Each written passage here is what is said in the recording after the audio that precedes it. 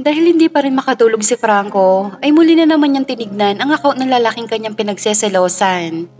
Hanggang sa makarating siya sa mga post nito taong 2015. Mas lalo siya nakaramdam ng selos nang makita ang daming larawan nila Yumi at James. Bawat araw na magkasama sila ni Yumi, ay kumukuha ito ng litrato nilang dalawa at ina-upload sa Facebook. Teka, video nila to ni Yumi ah. Saad niya na makakita na naman ng isang video. Pinanood nga niya yon nang hindi nagkakabit ng earphone. Yumi! Pagtawag ni James habang nauunang naglalakad si Yumi at nakaharap ang kamera kay Yumi. Oh, sabay lungon nito at ngumiti. Hala, nagbe-video ka? Halika, dali, lapit ka sa kamera. Utos nito at sumunod naman si Yumi. Pareho na silang nakatingin sa kamera nang biglang nakawan ng halik ni James si Yumi sa pisngi na ikinagulat nito. Sunod-sunod na hampas naman ang ginawa ni Yumi kay James. Loko-loko ka ah, bakit mo ko hinalikan? Namumula ka? Ay, kinilig siya. Pangaasar ni James habang tumatakbo na ito dahil hinahabol siya ni Yumi. Kapag naabutan kita, babatukan talaga kita. Kung kaya mo. Yumi, I love you. Napakaganda mo. Sigaw ni James habang papalayo ito ng papalayo kay Yumi. Love, ano ba yan? Hindi mo pa rin yan tinigilan? Nagising na pala ito dahil sa lakas na rin ng volume ng cellphone ni Franco. Grabe, kinilig ako dun ah. Saad ni Franco. Sana all. Sana all ka dyan. Tigilan mo na nga yan, Franco. Sinasaktan mo lang sarili mo. Ang tagal na niyan, pinapanood mo pa. Napaka-sweet naman pala niya. Nakaka-touch. Inirapan na lang ni Yumi si Franco at muli na nga itong nahiga. Ibinaba naman ni Franco ang cellphone niya at yumakap sa likuran ni Yumi. Bakit ba kasi ini-stalk mo pa si James? Wala, gusto ko lang makita yung mga old photos nyo. Ang dami pala.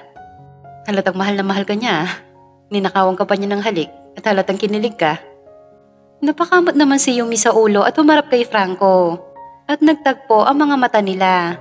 Kitang-kita niya ang lungkot sa mga mata ni Franco. Noon yun, love naman, nakakainis ka.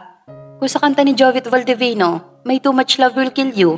Sa kanta ko naman, too much stalk will kill you. Stalk pa more. Para selos malala pa, kainis ka. Kaedad mo lang siya, di ba?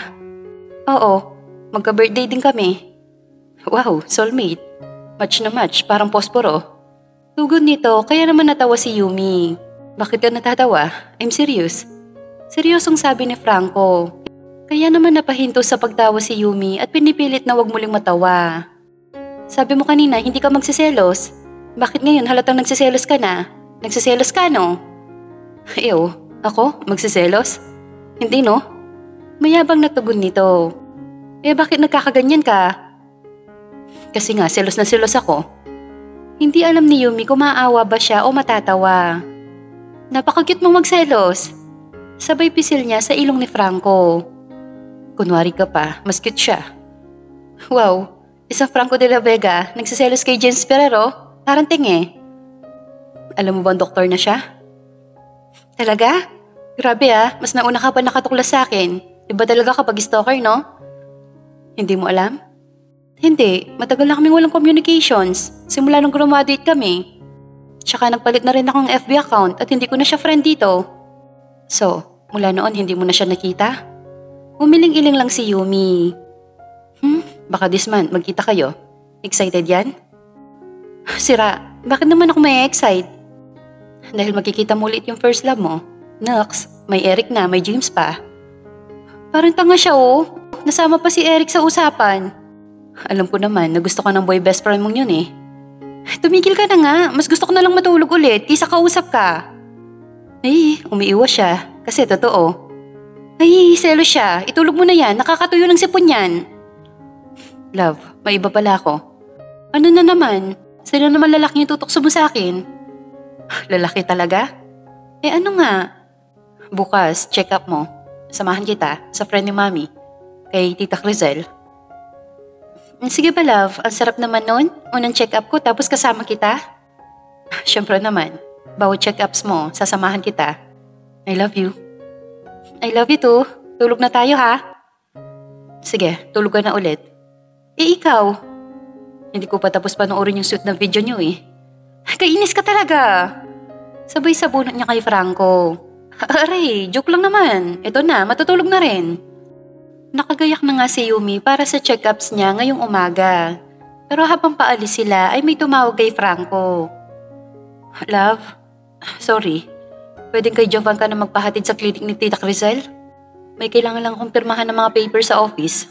Promise, mabilis lang yon. Susunod din ako. Natawagan ko na rin naman si Tita eh. Isasingit ka niya sa mga naka-schedule today. Sige love, naintindihan ko naman. Basta sunod ka ha. Sure, ingat kayo. Ikaw din. Si Jovan na nga ang nagmaneho para kay Yumi at nang maihatid na siya nito sa clinic ay iniwan na siya nito. Si Jovan na nga ang nagmaneho para kay Yumi at nang maihatid na siya nito sa clinic ay iniwan na siya nito. Dahil susunod naman si Franco. Agad nga siya nagpalista pagkapasok niya. Ikaw pala si Naomi, yung fiancé ni Franco? Napatayo naman si Yumi at nakipagkamay kay Dr. Ferrer. Opo, kayo po pala si Dr. Crisel? Oo, ako nga. Ang ganda-ganda mo naman. Parang pamilyar ang mukha mo. Parang nakita na kita. Hindi ko lang matandaan. Sandali ha, may pasyente nga pala ako sa loob. Tawagan na lang kita kapag tapos na sila. Sige po. Naghintay nga si Yumi dahil marami-rami din ang nakapila na magpapa-check up. Medyo kinakabahan nga siya, kaya napatayo siya nang aksidenteng may makabangga sa kanya. Sorry. Sabay nilang sambit at kapwa sila nagulat na mamukuan ang isa't isa. James? Yumi? Ikaw nga. Kumusta? Nakangiting tanong ni James kay Yumi. Okay naman, nakabalik ka na pala ng Pilipinas? Balita ko kasi noon sa Amerika ka nag-college. Oo, kailan lang din. 6 months ago. Doon ako unang nagtrabaho bilang doktor. Naks, doktor ka na? Oo nga eh, bilis ng panahon no? Lalo kang gumanda ah. Hindi ko akalain na magkikita pa tayo ulit. Ikaw ang lalong gumwapo dyan. Bagay na bagay mo. Ang gwapo mong doktor ha? Salamat. Nga pala, sinong sinamahan mo magpapacheck up kay mama? Ako mismo magpapacheck up. Tumangutang mo naman si Yumi habang nakatingin sa tiyan niya si James at lumungkot ang mga mata nito na kanina lang ay nagniningning nang makita siya nito. Buntis ka? Oo, siguro 1 buwan na. Ang bilis naman. Sinong ama? Si Franco de la Vega. Yung singer? Yung ex ni Celine Claveria? Siya nga. May anak sila ah. Yep, meron nga. Okay lang sa'yo? Oo naman. Mabilis na tugon ni Yumi. Ikaw ba, may asawa na? Mama mo pala si Dr. Ferrer? Oo, siyang mama ko. Grabe, asawa agad? Girlfriend nga, wala ako eh. Asawa pa? Naupo naman muli si Yumi kaya naupo na rin si James. Ganun ba? Tanong ni Yumi. Oo eh, mahal ko pa rin kasi yung first love ko. Tugon nito. At alam ni Yumi na siya ang tinutukoy nito. Kaya naman ngumiti na lang siya at nakaramdam siya ng konsensya. Isa talaga ako sa nagpapatunay na totoo yung first love never dies. Dahil hanggang ngayon, mahal ko pa rin siya. Hindi malaman ni Yumi kung paano niya muling titignan si James. Nasaan palang asawa mo? Hindi ko pa siya asawa, hindi pa kami kasali. Engaged pa lang. Susunod siya dito, may inaasikaso lang sa opisina. Okay. Sige bigay ko lang kay mama itong dala kong kape, tapos papasok na rin ako sa hospital. Sige. Tipid na tugon ni Yumi. Pagkapasok nga ni James ay agad din itong bumalik at huminto sa tapat ni Yumi. Pwede ba mag-request? Kahit ngayon lang ulit. Saad nito. Ano yun James? Tayo ka. Pagtayo nga ni Yumi ay agad na yumakap sa kanya si James na ikinagulat pa ng mga taong naroroon. Hindi nila alam saktong pagkayakap ni James ay ang pagdating ni Franco. Pero mabilis itong lumabas at walang nakapansin sa kanya. Tinawagan nga niya si Yumi na parang walang nakita. Love, malapit na ako sa klinik. Saad nito kahit ang totoo ay nasa klinik na siya. Sige love, nandito lang ako. Tugon ni Yumi. Sige love. Sa tagal ng panahon, hindi ko akalain na mayayakap ulit kita. Congrats nga pala. Ikakasal ka na at magiging ina na. Ang bilis ng panahon, no? Parang kailan lang, teenager lang tayo. Tapos ngayon, magkakaasawa ka na. Alam kong isa ka sa mga magagandang bride. Salamat, James. Sige, mauna na rin ako. Parating na pala ang mapapangasawa mo eh. Ingat na lang lagi. Nice to meet you again, Yumi. Ingat din, masaya din ako na makita ka ulit. Ngumiti lang ng tipid si James at lumabas na ito.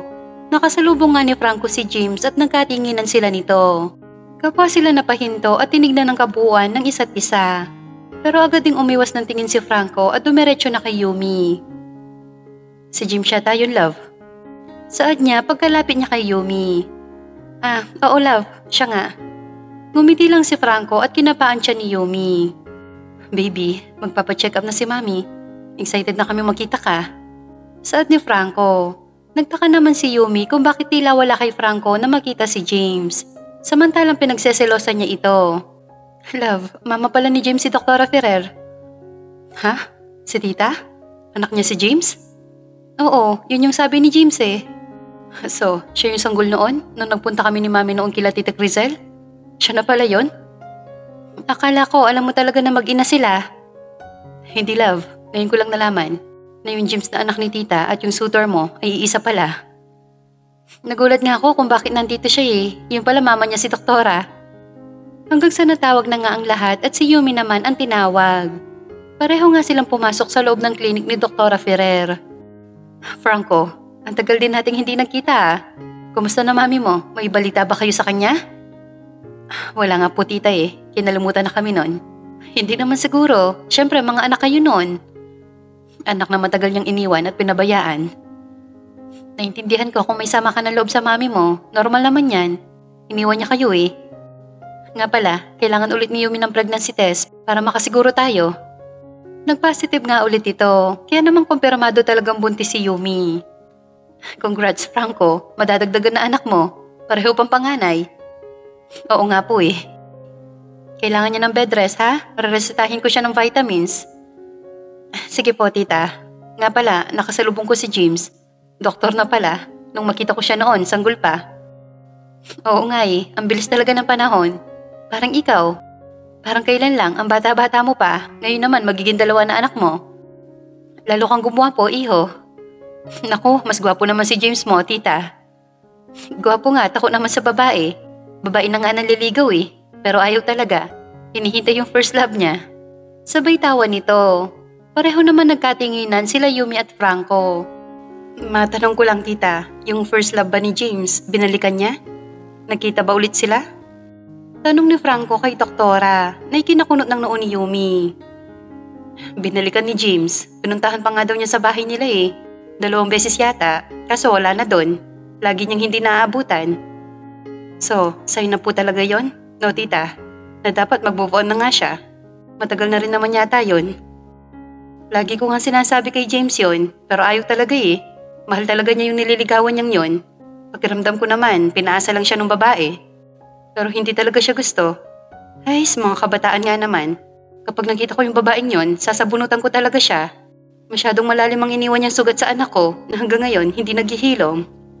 Napalunok naman si Yumi sa sarili niyang laway at nagpaalam ito na gagamit muna ng CR. Nga pala iho, bibilinan kita ha? Masela ng pagbubuntis ng fiancé mo, lalo na at weeks pa lang ito. Kailangan niya lagi magpahinga, iwasan niyo ang mga pagbabiyahe-biyahe. Tsaka iwasan mong ma-stress siya. Hindi makakabuti sa pagbubuntis niya yon. Paano po yan tita? Sa makalawa mag-aayos na po kami ng papers para sa pagpapakasal namin. Magiging busy din po kami. Pwede naman, huwag lang yung sobrang layo ng biyahe at siguraduhin mong hindi siya mapapagod. Congrats nga pala, sana matuloy na ang kasal nyo. Kasi di ba kay Celine hindi natuloy? Sabi ko na eh, lahat na nangyayari may dahilan. Kaya hindi kayo nakasal ni Celine kasi may ibang nakalaan para sa'yo. Tama po tita, tsaka last na siya. Kapag hindi pa naman siya ang makakatuluyan ko, hindi na ako magpapakasal. Mahal na mahal ko yan tita. Alam ko mas mahal ko siya kaysa sa pagmamahal ko noon kay Celine. Kasi nga, nararamdaman ng puso mo na siya na talaga.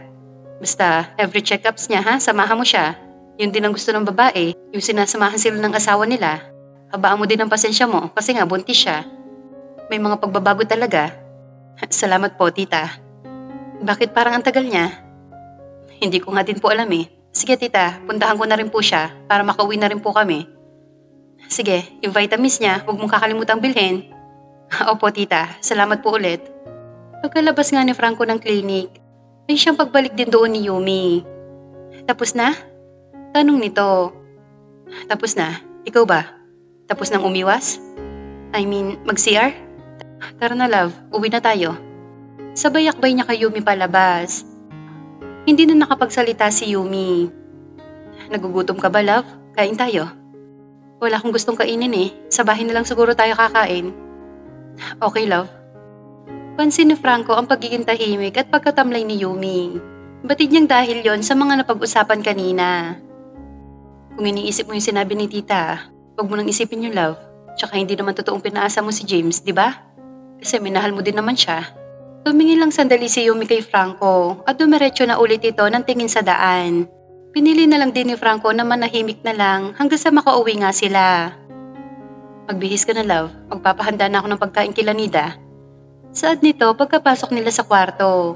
Tumangulang si Yumi at tahimik pa rin ito na naghubad ng damit at pantalon habang naghahanap ng maisusuot na pambahay.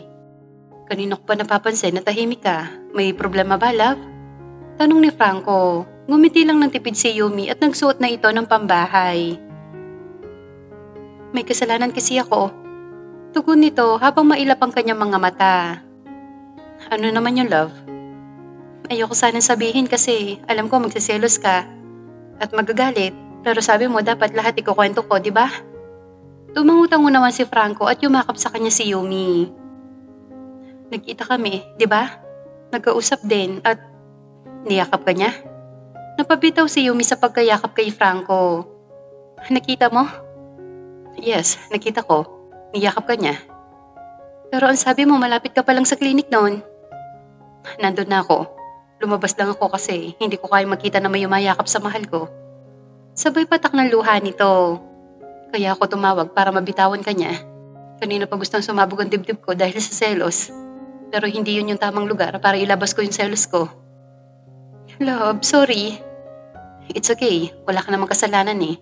Siya yung yumakap sa'yo. Kitang-kita ko yon. Ano palang naramdaman mo love habang nakayakap siya sa'yo? Wala naman. Parang yakap lang ng kaibigan na matagal mong hindi nakita. Kahit konti wala ka nararamdaman kanina? Wala bang paghihinayang? Kasi napakagwapo na niya. Na halos lahat yata ng dalaga magugustuhan siya. Wala akong paghihinayang na naramdaman. Nakonsensya, oo. Kasi sabi niya, mahal niya pa rin yung first love niya. At alam kong ako yon. Naaawa ako sa kanya. Kasi hindi pa rin pala siya nakakamove on. Pinanghahawakan pa rin pala niya yung mga sinabi ko noon. Alam ko nasaktan ko siya nang malaman niyang ikakasal na ako at magkakababy na. Pero kung papipiliin ako, kung siya o ikaw pa rin ang pipiliin ko. Mahal na mahal kaya kita. Pagkasabi ngang yun ni Yumi ay agad siyang hinalikan ni Franco sa mga labi at mahigpit na niyakap. Luhaan ang mga mata nito habang nakangiti. Alam ko namang mahal mo ko at hindi ko yung pinagdududahan. Ang swerte ko nga eh. Kasi kahit may anak na ako, may babae pa rin na nagmamahal sa akin ng sobra at totoo. Tanggap niya yung mga nakaraan ko. Binigay niya ng buong buo yung puso niya at kaluluwa niya sa akin. Yung kalayaan at buhay niya. At ang kaya ko lang ipangako sa kanya. Mamahalin ko siya habang buhay. Aalagaan at poprotektahan kahit magmukha pa akong bodyguard. Tsaka ito natawa sa kanyang huling sinabi. Maging si Yumi ay napangiti din. Hindi mo talaga nakalimutan yung biro ko na yon? Nakangusong sambit nito. Natatawa kasi ako. Bakit kasi ipinakilala mo akong bodyguard? Yun lang ang naisip ko bigla. Hayaan mo na, napagkamala naman akong assistant. Assistant ni bodyguard? Natatawan tugon ni Franco. Babalik ka pa ba sa opisina? Kasi hindi ka pa nagbibihis. Hindi na, dito na muna ako. Bukas na ako papasok. Tsaka magle-leave pala ako love para maayos na natin ang pagpapakasal natin. Talaga love? Sige pa. Oo love, pasusukatan na rin kita ng wedding gown. Sigurado ako napakaganda mo kapag naka-wedding gown ka na. Excited na ako mapaksalan ka, tapos tatawagin ka nilang Mrs. De La Vega. Ay, bagay, Naomi Shane De La Vega. Pero parang mas bagay din yung Naomi Shane Ferrer. Agad naman binatukan ni Yumi si Franco. Pang-asar eh. Natatawa naman si Franco at muling hinalikan si Yumi. Bakit naman ako papayag na maging apelyido mo ang apelyido niya? Tugon nito.